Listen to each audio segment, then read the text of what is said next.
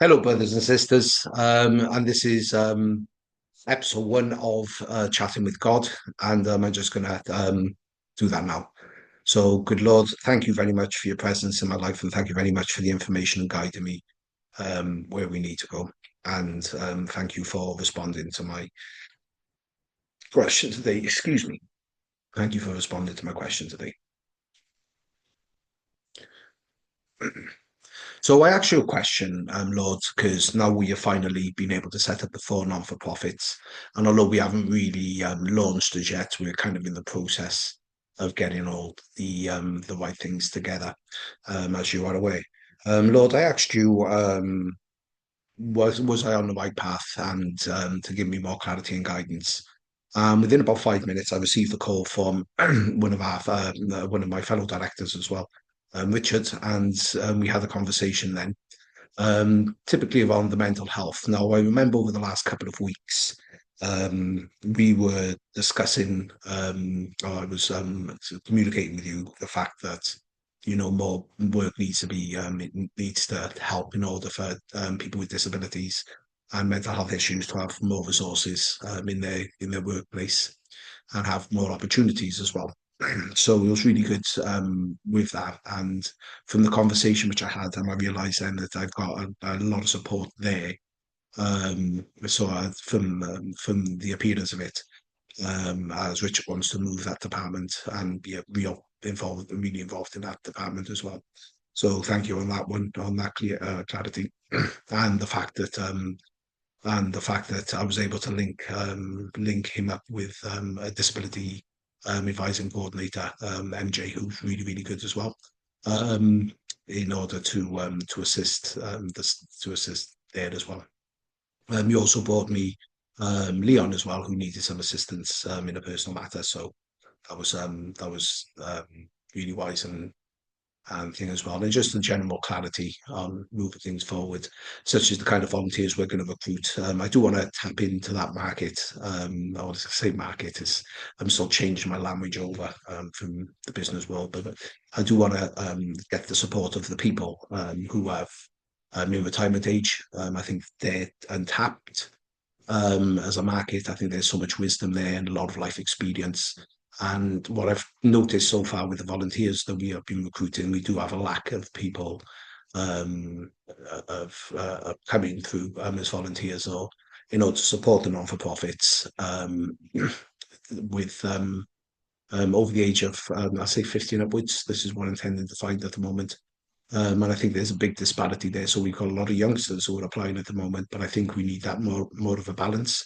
So I'm actively going to seek out people from retirement age as well. Another conversation which I had with Richard was looking at exam forces as well, people with issues after they come out of the army, that kind of stuff. I think it'd be really good to try to get some volunteers on board in different communities in order to help that too.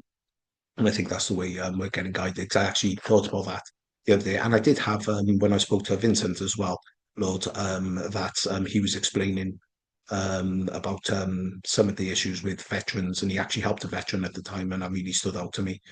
So that been come there, and I was also approached by Craig Ferrugia as well, who's also asked me to see if I could get any help.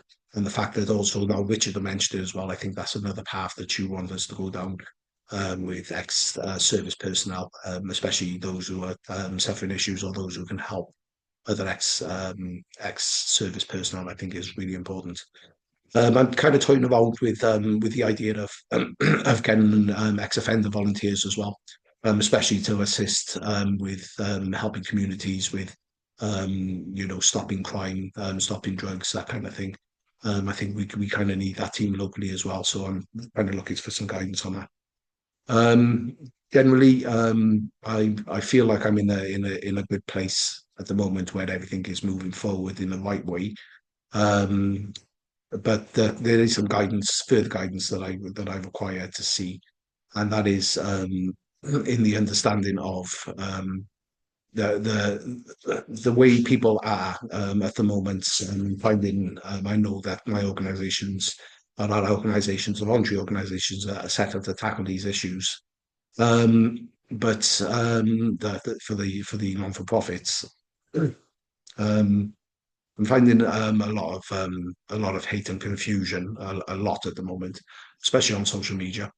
And the news as well. So I'm tending to find that that there's issues there that I can't really relate to, and I just think where's it kind of going? It just seems to be constant division, not like understanding. I know there's other um, people who are highlighting these issues. How to kind of navigate that, whether that is going to be something that we're going to have to challenge as well, or whether that's something that is kind of outside of us. So how I'm kind of getting it forward is just lead forward as much as I can and try and demonstrate as much as I can, how we are working with the communities, for the community, by the community, in order to get the best results for the community and our projects. And I feel very, very clear about that at the moment.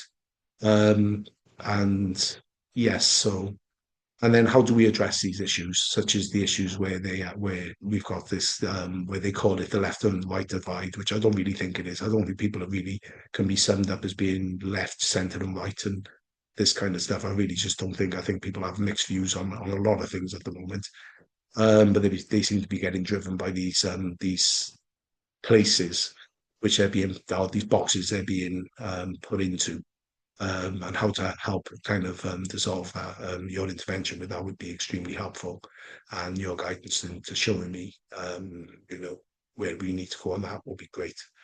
Um, so yeah, so we're kind of looking at it that way. But thank you, Lord, and thank you for answering my questions this morning, and you'll be speaking again soon. Thank you.